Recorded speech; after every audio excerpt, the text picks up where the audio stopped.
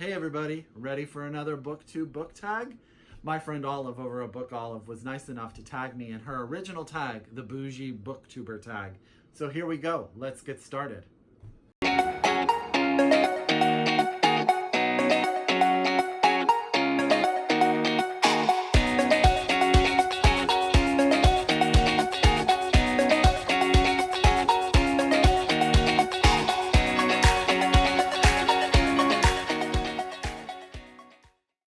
And I hope it's been, weekend. I hope your weekend has been great.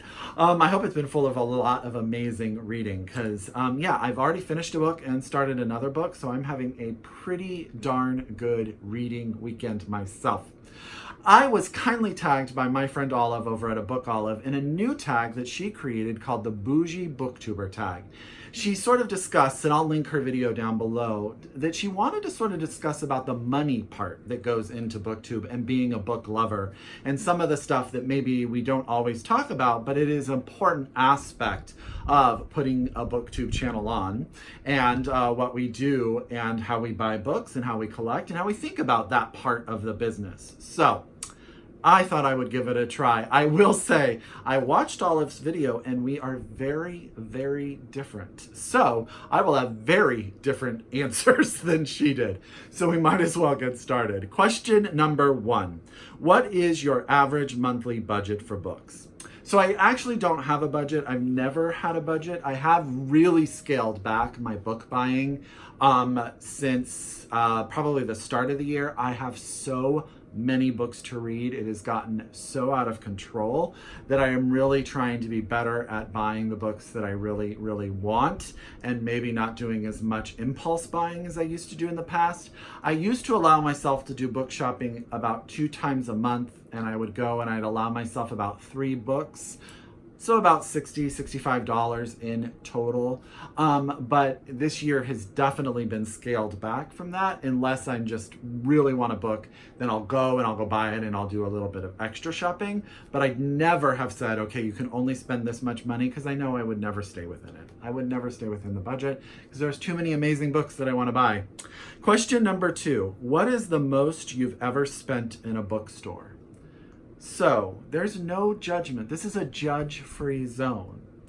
I will say that every year when we go to visit my family, my husband and I fly into Portland and we stay in Portland for 1 or 2 nights before we drive. My family lives about 2 hours south of Portland.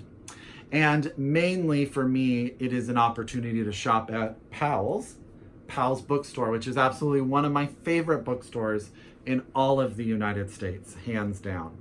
Now, every time I go there, I usually create a list about a month before where I start writing down the books that I want to buy while I'm at Powell's. That list is usually 5, 6 books long.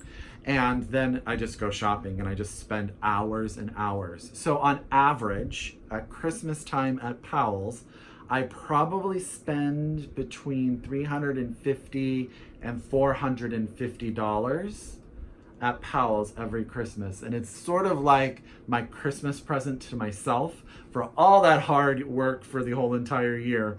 I could spend a lot more. Sometimes when the number gets up there, I start to get a little bit, whoo, but I do love it and I just spoil myself absolutely rotten.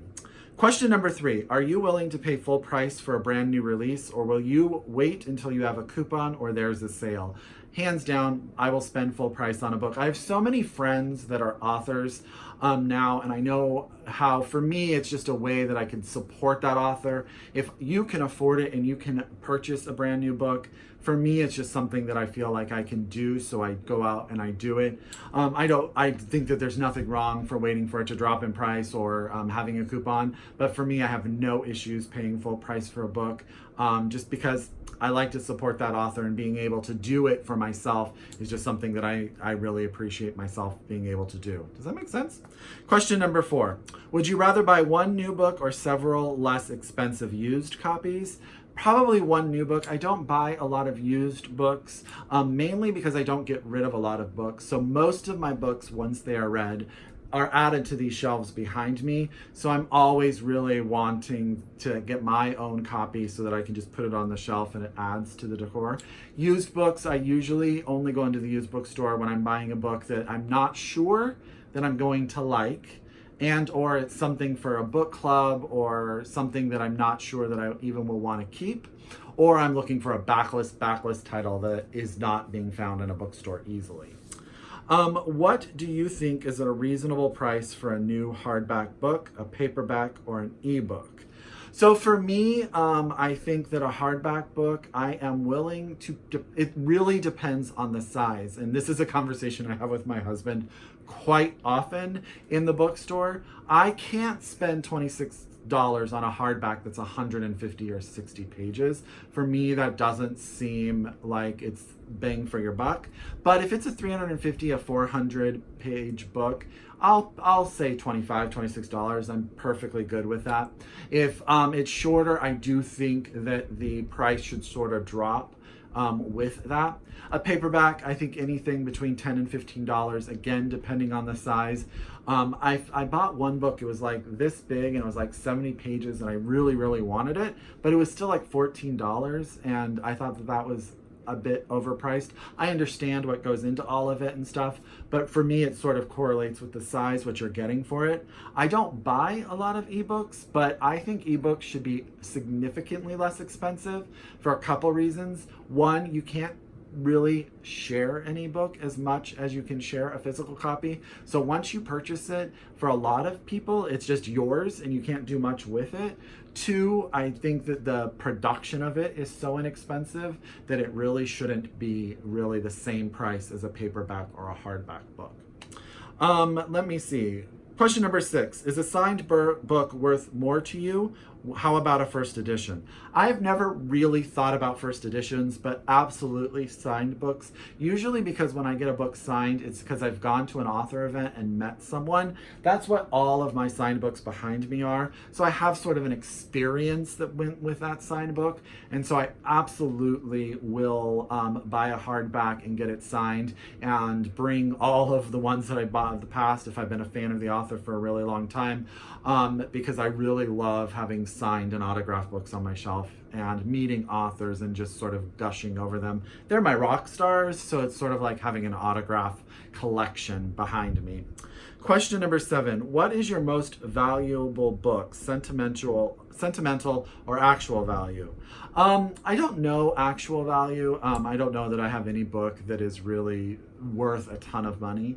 But I will say one book that's on my shelf that sort of stands out is this one, which is The Buried Giant by Kazuo Ishiguro. When I met Kazuo Ishiguro in person and he signed my book, it was prior to him winning the Nobel Prize in Literature. And I think it personally so cool that I have an autographed book on my shelf by someone who's won the Nobel Prize. To me, that's just amazing as a reader and a literature lover. So this book, one, it is also a beautiful, beautiful book, but that it's been signed by him is rather special. Okay, will you pay more for a cover or edition you like better? Absolutely. I have been known to buy one book and really like it, and then it comes out in a different cover that is fantastic, and I will go buy that, and I will have multiple copies on my shelf. I do that a lot with Barbara Pym's books or May Sarton's books. I try to collect different editions that are just gorgeous, or if they put something together. Absolutely, I love beautiful covers. I love to have them on my shelves, and I love to own them. Question number 9. What physical characteristics does a good quality book have? In antithesis to my friend Matthew Serapa, I'm a huge fan of deckled edges. I love that feel of a deckled edge book when you rub your finger along it. Absolutely love it. I like, if it's a paperback, I like it to have flaps. I just think that it adds a sophistication. It doesn't, but to me it does. I like some heft to my book. I like to feel like I'm reading something. That's why I'm not an e-reader. I like when I'm reading a book to actually feel the weight of it in my hand. So I don't like books that are too light. I like sort of a high quality paper where you feel like you're reading something with some substance to it. Question number 10. If you won the lottery, what bookish thing would you do with the money? I would hands down open my own independent bookstore. It has been a dream of mine my whole entire life. There's not really a huge independent bookstore here in my town, San Jose. There's plenty in the city of San Francisco. There's one amazing one in Santa Cruz, which is about 35-40 minutes south of me. I would love to open one here. Just the price of the property value is ridiculous, and there's such much risk in opening a bookstore, but I would love it. I'd love it to have a cafe. I'd love it to have a bar and all of that. Bonus, give us an image, actual or mental, of your dream home library. I don't have an actual image, but I sort of always dream that if I ever have a home that has a huge library in it, I want it to have enough shelves where it requires a ladder, and I want to be able to be pushed on that ladder across all of my shelves and pick books as we go along. I just somehow, that scene at the beginning of Beauty and Beast where Belle just goes down the line with the book on the ladder, it's stuck with me since 1988 when that movie came out. I think it was 88. So I've always dreamed of being able to do that in my own library. But other than that, just shelves and shelves of books. I really like what my husband did here. I love reclaimed wood. I love that idea of sort of like the dark library sort of thing. So that's kind of an idea of what my ideal book library, dream home library would look like.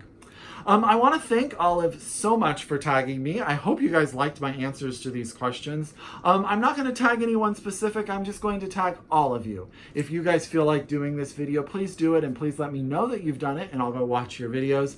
Again, a big thank you to Olive. As always, if you are a return subscriber to my channel, thank you so much. If you are new to my channel, I appreciate it. I hope you stay around and come listen to me talk about some more books. As always, I encourage you to shop locally, read globally, and I'll talk to you later. Bye.